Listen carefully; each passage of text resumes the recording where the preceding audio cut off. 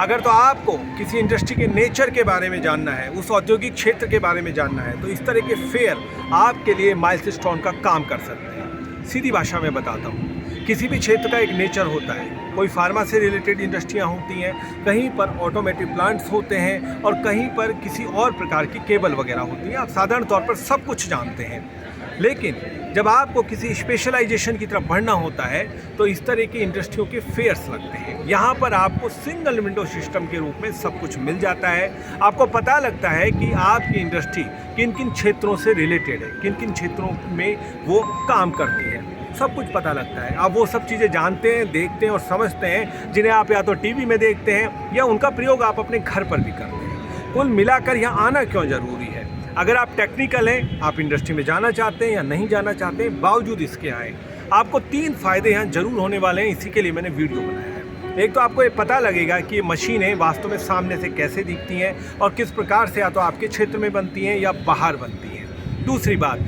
यहाँ पर आके आप बहुत ज़्यादा मोटिवेट होंगे।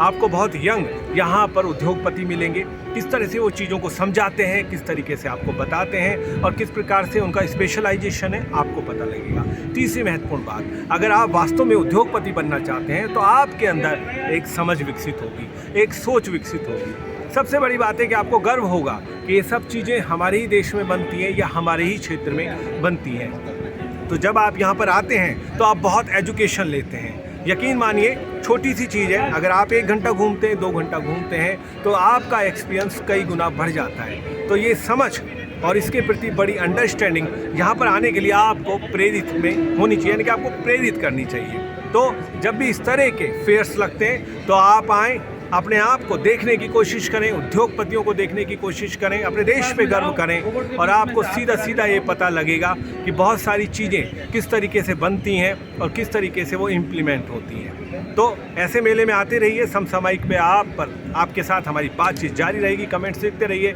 नमस्कार।